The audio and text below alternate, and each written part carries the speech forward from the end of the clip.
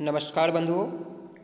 आज Galaxy TT classes Muzaffarpur के YouTube live classes में 30 क्वेश्चन जो है सेकेंड लैंग्वेज का ही इंग्लिश और 30 क्वेश्चन सेकेंड लैंग्वेज का ही संस्कृत लेकर हम लोग आए। ठीक है, तो आशा करते हैं कि आप समझने का प्रयास करेंगे और बारीकी से एक आपका पैसेज हो गया और पेडागोजी हो गया, दोनों को बारीकी से ध्यान से देखेंगे। ठीक है, ओके। देखिएगा, पहले हम पैसेज पढ़ते हैं। पैसेज इंग्लिश में ज़्यादा दिक्कत इसलिए नहीं है क्योंकि खोज कर आप आराम से यूँ ही बना सकते हैं, समझना भी जरूरत नहीं है। अक्रॉस इंडिया 39 पॉइंट, ऐसे एक बार पढ़ लेने के बाद जो है कि बहुत चीज़ जो होते हैं हाईलाइटेड चीज़ वो माइंड में आ जाती है, इसलिए एक बार पढ़ लेना चाहिए तब खोजना चाहिए, खोजने में आसानी होती है। Across India 39.4% girls aged 15 to 18 years drop out of school and college, according to a recent report by the National Commission for Protection of Child Rights. ठीक है, of the girls who drop out 64.8% do so not because they are engaged in jobs but because they are forced to take up household chores. ठीक है, यानी 15 से 18 वर्ष के जो बच्चे हैं वो 39% जो है गर्ल्स जो है स्कूल छोड़ देते हैं। उसमें से जो है 39.4%, दैट मीन्स 100%, उसमें से 64.8% जो है वो छोड़कर किसी जॉब में व्यस्त नहीं होते बल्कि वो अपने हाउस होल्ड में व्यस्त होते हैं। While the percentage of a such out of school adolescent boys in not far behind at 35% only, 33.4% of that number are non workers.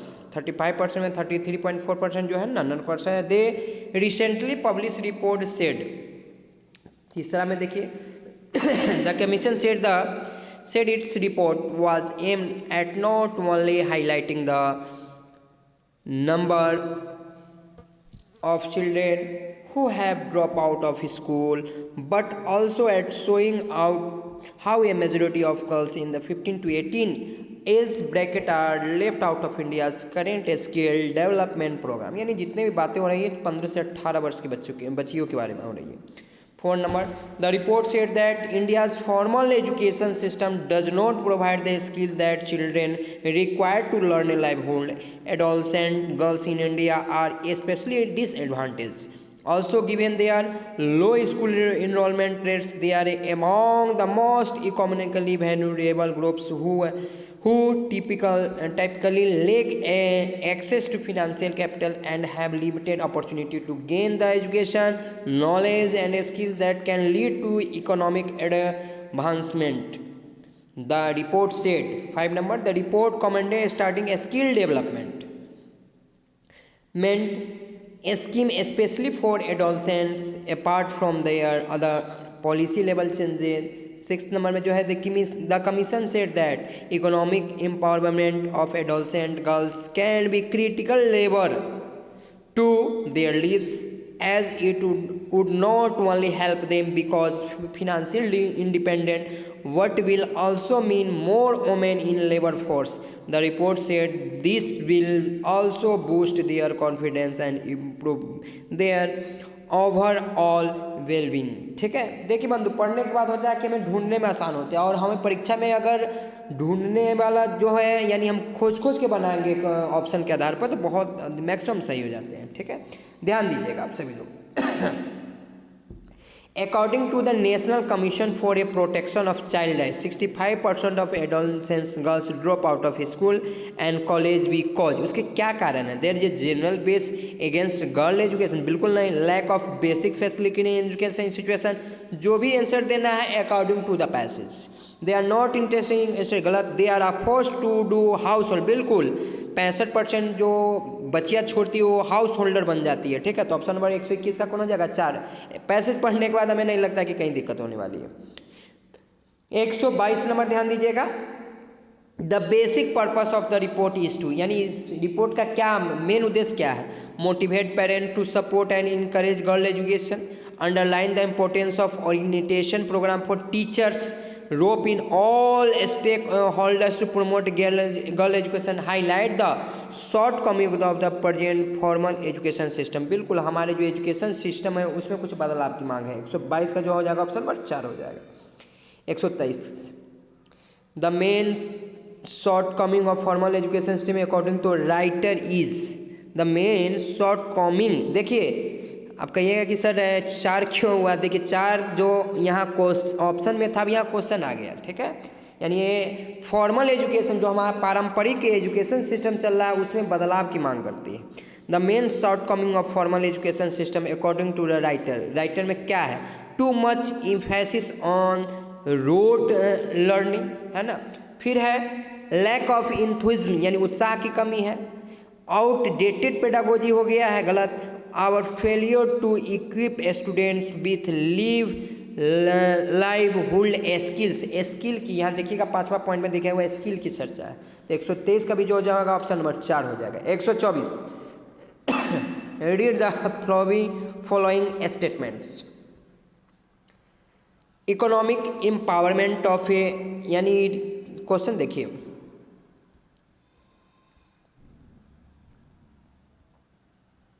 Read the following statement, ये इसको पढ़ना है। Economic empowerment of women will and gender inequality, large number of girl drop out of school for lack of basic facility, यानी basic facility के कारण जो है वो ज़्यादा बच्चे जो है छोड़ दे रहे हैं, ठीक है। तो कह रहा है कि देखिए A is true B is false, गलत, पहला वाला तो कहीं इन इक्वलिटी की यहाँ चर्चा ये नहीं है, both A and B are false, दोनों गलत है। यहाँ बेसिक फैसिलिटी की बात नहीं हो रही है, यहाँ जो हो रहा है ये शॉर्ट कमिंग जो है ये एजुकेशन यानी फॉर्मल एजुकेशन में कमी के कारण हो रहा है। 125 124 का 2 नंबर हो जाएगा। 125 which of the following words is similar in the meaning of the word resilience as used in the passage para 1, paragraph 1 में देखिएगा किसका इस्तेमाल किया गया है रिजिलेंस के बदले। देखिए पारा 1 में देखिएगा फ्लेक्सिबिलिटी, सुइटेबिलिटी, मैस्कुलिनिटी, एबिलिटी, ठीक है। अब देखिए पारा 1 एक बार हम ले चलते हैं, इसमें देखिएगा कौन सा वर्ड मिला है। Across India drop out of the school according to recent report by national commission of protection of child on the girl because they engage in the job they because the force of the house holder course person such the commission of majority para 1। Option फिर से देखा जाए, flexibility यानी resilience का जो use हुआ है ये किस में हो सकता है, रिजिलेंस में जो होता है लचीलापन, तो लचीलापन को जो यहाँ स्पेलिंग हो जाएगा फ्लेक्सिबिलिटी ही होगा। सुइटेबिलिटी मतलब स्थिरता आ जाता है, मस्कुलिटी नहीं, एबिलिटी मतलब योग्यता आ जाता है, ठीक है। तो 125 का जो हो जाएगा ऑप्शन बेस्ट हो जाएगा 1। 126 which of the following word is opposite in the meaning to the word majority, नहीं तो मेजोरिटी में है यानी बहुसंख्यक में है, तो माइनॉरिटी उसका क्या हो जाता है अपोजिट हो जाता है। तो ऑप्शन नंबर 126 का क्या हो जाता है 3। जैसे हमारे अल्पसंख्यक क्या है उनको माइनॉरिटी कहा जाता है, हम लोग हिंदू हैं तो क्या हो जाता है मेजोरिटी हो जाता है। 126 का जो हो जाएगा 3 हो जाएगा। 127 विच part of a speech is the underlined word in the flowing sentences, economic empowerment of adolescence girl will boost their confidence, ठीक है। विच part of speech is underline word in the following sentence, देखिए underline छूटा हुआ है, ठीक है। Economic empowerment of the adolescence girl will boost their confidence, यहाँ underline करना छूटा हुआ है, जब तक जिस वर्ड पर नहीं अंडरलाइन होगा तब से पता है ना ऐसे चलेगा ही नहीं, ठीक है। जैसे नाउन आप सभी लोग जानते हैं कि ये नाम को दर्शाता है, noun is the name of person place और थिंग, ठीक है। यहाँ अंडरलाइन छूटा हुआ है, हम क्वेश्चन में देखकर बताएंगे कि किस वर्ड पर अंडरलाइन है, उसके बाद हमें पता चलेगा कि हाँ वो नाउन होगा कि प्रोनाउन होगा कि एडवर्ब होगा कि कंजक्शन होगा, ठीक है। नेक्स्ट देखिएगा 128 number, which part of the following sentence contains an error, यानी किसमें एक गलती है। There is no pursuit a more nobler than the pursuit, यानी ऑप्शन ए नंबर है there is no pursuit, B में है मोर नोबलर, मोर लग गया तो ईयर लग गया है, ग्रेट जैसे होता है, ये सही है, ये हो गया डिग्री ऑफ कंपैरिजन में जो आता है, ठीक है। तो नोबलर देन ये भी सही है। सी है द परस्यूट ऑफ, बिल्कुल एक के लिए दर्शा रहा है, ये भी सही है। सेल्फ इम्प्रूवमेंट्स ये गलत हो गया, तो ऑप्शन में जो गलत हो जाएगा डी नंबर हो जाएगा, ठीक है। 128 का जो एरर है डी नंबर है। अब देखिएगा फिर हम लोग एक पढ़ेंगे paragraph. I think it was a really my love of walking that first took me to the hills and then kept me there 2 decades. It had become increasingly difficult for me to walk about in Delhi, and I represented this because I had been walking about in Delhi before most of them. My readers were born as a youth. I walked from the Connaught Place to Humayun Tomb and from Patharganj to Pusha, and although as the years passed I still covered this distance occasionally, it was no longer a pleasurable activity. Rather, it became an obstacle race and exercise in survival. Now, whenever I visit Delhi, I do not even try covering long distance, and when crossing a road is something of a feat for me. Usually, I wedge myself between two well-built women and cross over in their company. No Maruti owner would risk damage to his car by colliding with me. But being a compulsive walker, I stay out of Delhi as much as possible and do most of walking in the hills when hill station are congested these days. Hill station जो पहाड़ी क्षेत्र होता है उसे कहा जाता है. But I live on the outskirts of one. I have no difficulty in marching off for a few miles with only myself and a circling eagle for company. Here too, motor roads have multiple, but it is possible to leave them at will, taking any whole path that leads through fields of maize or mustard or through oak and rhododendron forest until a village is reached. Here there is always hospitality of if you are not the organ for a fastidious sort, and occasionally you might come across a mountain stream where you can rest on a bed of a fence, and if there is no stream you will eventually find a spring, perhaps a mere trickle of water, but welcome all the same. Some spring dried up last year when the rains fell. Let us hope for the sake of bird and beast and thirsty trekker that it rains this winter. देखिए question किसके बारे में कहा जा रहा है, ठीक है. What accounts for the long stay of the writer in the day, यानी ये जो लेखक जो है यानी हिल्स के बारे में क्या कर रहे हैं, यानी पहाड़ी क्षेत्रों के बारे में. द सेलिब्रियस हिली क्लाइमेट, यानी वहाँ का जो वातावरण है उसके बारे में बिल्कुल नहीं. His love of mountain stream and forest, गलत. The serenity of the hills, his love of walking, यानी जो भी चर्चा हो रहा है वॉक से संबंधित है, तो 129 का जो हो जाएगा ऑप्शन नंबर 4 हो जाएगा. 130 the author does not enjoy walking about in Delhi, यानी वो हिल स्टेशन पर जाते हैं तो वॉकिंग का मजा लेते हैं, लेकिन दिल्ली में नहीं जाते तो नहीं ले पाते. क्यों? It is no longer a friendly city, यानी छोटा शहर होने के कारण. ऐसा है क्या? बिल्कुल नहीं है. It has a become very congested, बिल्कुल सही, यानी बहुत ही ज़्यादा व्यस्तता होने का कारण. There is a lot of a noise due to industrial activity, गलत. High level of pollution in Delhi, गलत. ऑप्शन नंबर जो हो जाएगा 130 का बेस्ट जो हो जाएगा. अकॉर्डिंग टू पैसेज जो हो जाएगा 2 हो जाएगा. It has become very congested, यानी हिल स्टेशन पर जाता है तो वॉकिंग सही से कर पाता है, लेकिन दिल्ली में जाता है तो वॉकिंग नहीं कर पाता है. क्यों नहीं कर पाता है? The last paragraph reveals natures, ठीक है. The last paragraph reveals nature. Last paragraph देखिए कैसा है. The here is always hospitality if you not arrangement first year short and occasionally might mountain stream can be rest of friends. A stream you will be eventually a spring perhaps, ठीक है. देखिए question number कौन है. The last paragraph रिवेल nature is mystery, यानी जादू वाला है, ठीक है. क्रिएटिविटी रचनात्मक, ब्यूटी यानी स्प्रिंग को दिखा रहा है, ब्यूटी होगा. लिबर्टी मतलब दायित्व का होगा, नहीं. रचनात्मक नहीं है. मिस्ट्री जादू नहीं है, यानी ब्यूटी को दर्शा रहे. स्प्रिंग देखिए, spring perhaps a mere trickle of water but welcome all the sun, है ना. स्प्रिंग ड्राइड अप लास्ट, यानी ये जो दर्शा रहा है वो सुंदरता को दर्शा रहा है. तो ऑप्शन नंबर जो 131 का हो जाएगा 3 नंबर हो जाएगा. 132 how is a nature lover rewarded when he reaches a village a few miles from the hill. He enjoy perfect peace and serenity. He enjoy the sight of farmers engage in their usual. Farmers का कहीं भी चर्चा generally नहीं किया गया, ठीक है।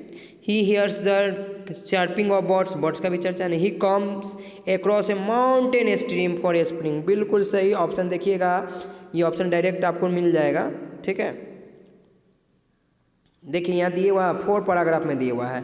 And occasionally you might come across a mountain stream where you can rest on a bed of funds, ठीक है। तो ये जो चर्चा हो उसी के बारे में सोचना है। तो 132 का जो 4 हो जाएगा।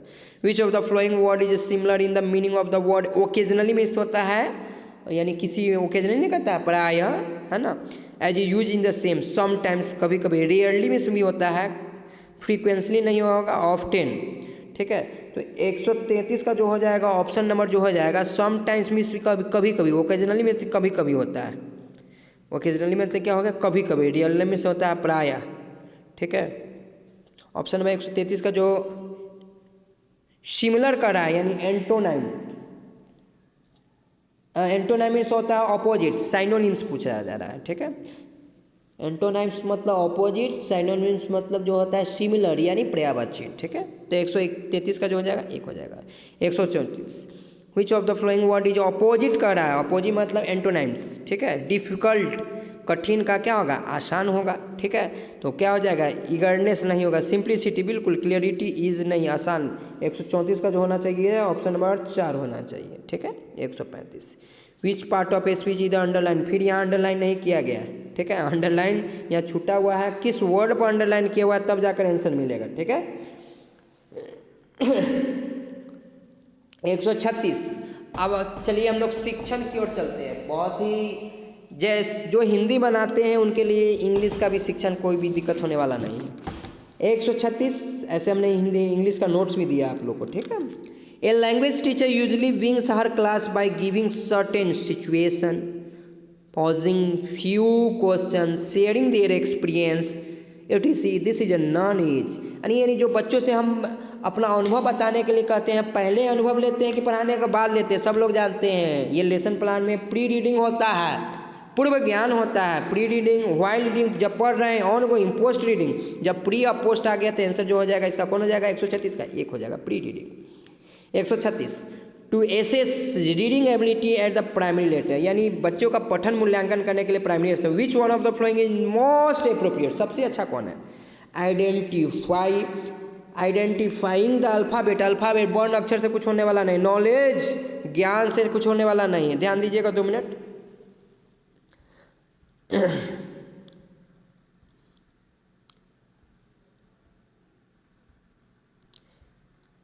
तो नॉलेज ऑफ पंक्चुएशन मार्क्स अंक से कुछ नहीं। कॉम्प्रिहेंशन ऑफ द टेक्स्ट, बिल्कुल सही, संदर्भ में समझना, फ्लुएंसी भी नहीं होगा तो 137 का हो जाएगा 3।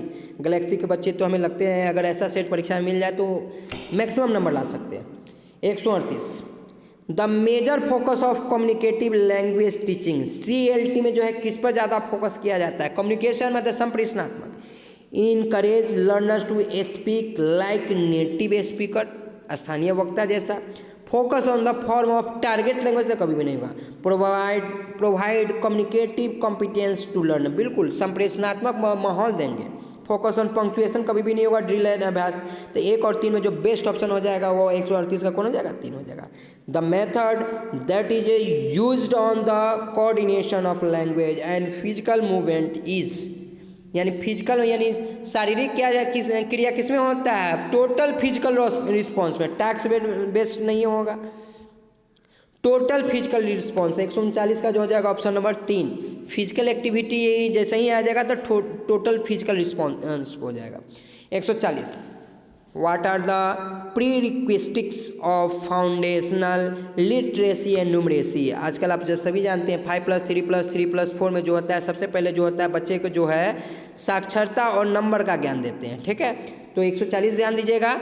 लिसन, स्पीक एंड अर्थमेटिक गलत, read, write and basic operation with number, बिल्कुल पढ़ना लिखना और जो प्रारंभिक संक्रिया होता है उसके साथ नंबर का ज्ञान। Read, write and environmental, read and plain, याद रखिएगा नंबर, लिटरेसी के साथ नंबर होना चाहिए। तो नंबर वाला ऑप्शन नंबर 1 ही है, 140 का जो हो जाएगा बेस्ट ऑप्शन 2 हो जाएगा। 141 Which one of the following is most appropriate reading the tasks we design for learners to support grammar learning?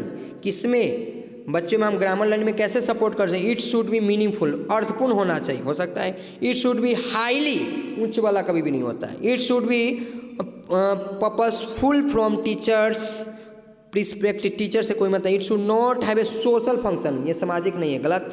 सारे निगेटिव है तो ऑप्शन नंबर कौन हो जाएगा? मीनिंगफुल होना चाहिए, ऑप्शन नंबर 141 का 1 हो जाएगा। 142 grammar translation method does not, 3 चीज करता है लेकिन एक चीज नहीं करता। याद रखिएगा, ग्रामर ट्रांसलेशन मेथड का इस्तेमाल जब भी होता है लैंग्वेज 2 में ही होता है। तो increase learning through mother tongue, है ना, यानी उसको इंक्रेज करता है। या हम ही जैसे इंग्लिश सीखते हैं तो हिंदी टू इंग्लिश करते हैं मदर टंग के सहायता के साथ, सही है। 142 ध्यान दीजिएगा, पहला ऑप्शन हो गया। दूसरा गिव इम्पोर्टेंस टू ग्रामर, बिल्कुल। Enhance a students communication skill, क्या ग्रामर ट्रांसलेशन मेथड से हम कम्युनिकेशन स्किल सीखते हैं? बिल्कुल नहीं।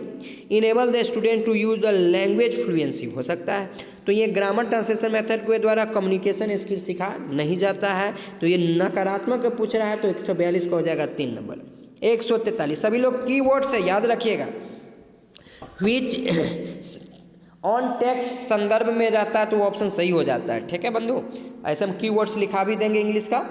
143 which among the following is not true, 3 सही है 1 नहीं सही है। A good text for learn language class is a culturally overloaded, यानी वो जो है संस्कृति से पूरा पूर्ण रहता है, बिल्कुल। A good textual context should overall the grammatical structure, second language है ग्रामेटिकल हो सकता है। Good text for language class has relevance and interest for learners, ठीक है, हो सकता है। A good text is that which has the right length, ठीक है, right length. Which among the following, no 3 सही है 1 सही नहीं है। पहला तो निश्चित सही होगा। A good textual content should over all the grammatical structures. A good text for language class has relevance and interest. बिल्कुल ये भी सही है। A good text is that which has the right length, ठीक है, राइट लेंथ यानी एक लंबाई चौड़ाई उसका सही होना चाहिए। 143 का बंधु हम देख लेते हैं। 143 का जब भी आंसर होना चाहिए आपका तो होना चाहिए वो 3 या 4, ठीक है, 3-4 में से होगा, हम देख लेंगे, उसके बाद हम ग्रुप में कमेंट्स कर देंगे, ठीक है। थोड़ा 144 which among the flowing support से प्री रीडिंग, पूर्व जो होता है ज्ञान, वो प्री रीडिंग यानी पढ़ाने से पहले क्या होना चाहिए?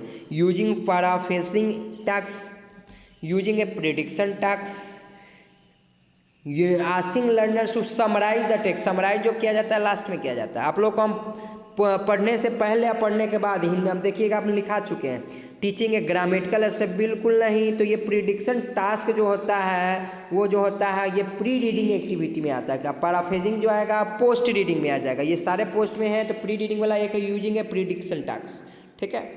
144 the task such as a writing as a character और a spectator of the actions and ideas of the text come under, किसके अंतर्गत आता है? एक्स्ट्रा पोलेटिव क्वेश्चन यानी विस्तारित वाला पर, कॉम्प्रिहेंशन संप्रेषणात्मक, टेक्स्ट एनालिसिस, एनालिसिस संश्लेषण, लैंग्वेज एनालिसिस, ये तो होगा नहीं, यानी मूल्यांकन वाला कभी भी नहीं होना चाहिए, ठीक है। तो 1 और 2 में जो बेस्ट ऑप्शन हो जाएगा राइटिंग एज ए कैरेक्टर या spectator of action and idea, action and idea किसी का हम देखते हैं तो वो व्यापक क्वेश्चन हो जाएगा, ठीक है। तो एक्स्ट्रा पोलेटिव ऑप्शन नंबर 145 का 1 हो जाएगा। 146 in a language class poetry, poem और पोएट्री, पोएम मतलब कविता होता है, पोएट्री मतलब कहानी, कहानी का क्या होता है उसको साहित्य के प्रति बच्चों में रुचि जागृत किया जाता है, ठीक है। तो should be taught exactly in the same way as a prose, पीसीजे टॉट, बिल्कुल नहीं। Should be taught first by giving on a elaborate introduction of the poet, गलत। Is a for understanding appreciation and enjoyment, बिल्कुल ये हमारे साहित्य के प्रति जो होता है रुचि जागृत करता है ना, प्रेरणा देता है। It's much about the poem and, poem और पोएट से कोई लेना देना नहीं, हम पोएट के बारे में तो कभी भी ध्यान में नहीं रखते हैं, ठीक है। तो 146 का जो जगह बेस्ट ऑप्शन तीसरा हो जाएगा। 147 While assessing a student, a language teacher gathers information about a student तो to give feedback to the student using technical वाला कभी भी नहीं होगा, using a variety of tools techniques across the scholastic and co-scholastic, यानी शैक्षिक और सहशैक्षिक। देखिए यहाँ दिया है लेकिन शैक्षिक और सहशैक्षिक ऐसे देखते हैं। अभी तीसरा, to level them as outstanding average and dull as the performance, यानी लेवल करेंगे बच्चे को, ये कौन एवरेज है कौन आउटस्टैंडिंग है, ऐसा लेवल नहीं करना। For the purpose of using more teaching ads in the language का, यानी खाली टीचिंग एड्स का ज़्यादा अधिक से अधिक टीचिंग एड का इस्तेमाल करेंगे, ये भी सही नहीं है। टीचिंग एड्स का TLM का इस्तेमाल करना चाहिए लेकिन ज़रूरत के हिसाब से, ज़्यादा नहीं। मोर वाला अति वाला तो कहीं सही नहीं होता है। तो पहला और दूसरा में जो बेस्ट ऑप्शन हो जाएगा दूसरा हो जाएगा, क्योंकि शैक्षिक और सहशैक्षिक, स्कोलेस्टिक एंड को स्कोलेस्टिक, ठीक है। 148 बंधु ध्यान दीजिएगा। The test that is design to the find the learners difficulties gaps in their knowledge, बच्चों को गैप को पहचानना, डिफिकल्ट कठिनाई को पहचानना, तो ये सब लोग बता देंगे। डायग्नोस्टिक टेस्ट होता है, ठीक है। कौन टेस्ट होता है? Diagnostic test. और उस कमी को दूर करने के लिए हम जो कहते हैं रिमेडियल टेस्ट करते हैं। तो यहाँ डायग्नोस्टिक टेस्ट 148 का ऑप्शन नंबर 4 हो जाएगा। 149, which one of the following is not correct about portfolio statement. Portfolio जो होता है साल में सभी चीज़ का एकत्रितकरण करके तब उसका मूल्यांकन किया जाता है, तो कौन सही नहीं है? Portfolio statement provide evidence of the students learning, वो जो है बच्चे के जो है एक सबूत के रूप में काम करता है पूरे साल का, बिल्कुल। It helps student to become more autonomous, बिल्कुल, यानी अधिक से अधिक जो है उसको जानने में मदद करता है। It foster students reflection and helps them to self monitor their learning, बिल्कुल अपने अधिगम का स्वयं मूल्यांकन कर सकता है। 14, portfolio assessment is one time assessment. देखिए आप 2 और 4 में जो सबसे गलत हो जाएगा, क्योंकि वन टाइम असेसमेंट नहीं होता है, ये पूरे साल की क्रियाओं का उल्लेख किया गया रहता है, तो एक गलत जो हो जाएगा 149 का कौन हो जाएगा? 4 हो जाएगा। 150, in the grammar class we should first, कि हमें क्या करना चाहिए? Explains how the form, grammar item is बिल्कुल नहीं, present the grammar form is a natural discourse, बिल्कुल, यानी हमें मातृभाषा में यानी नेचुरल मतलब डायरेक्ट। एक्सप्लेन इरेगुलर फॉर्म, गलत। डिस्क्राइब इट्स सोशल फंक्शन, बिल्कुल गलत हो जाएगा। तो ग्रामर को हमें डायरेक्ट नेचुरल वे में बताना चाहिए, ठीक है। तो ऑप्शन नंबर 150 का जो हो जाएगा 2 हो जाएगा बेस्ट ऑप्शन। बंधु आज का इंग्लिश क्लास आप लोगों को कैसा लगा? और हम प्रयास करते हैं कि एक इंग्लिश और एक और संस्कृत का हमने क्लास कर दें, ठीक है बंधु। आज के लिए इतना ही।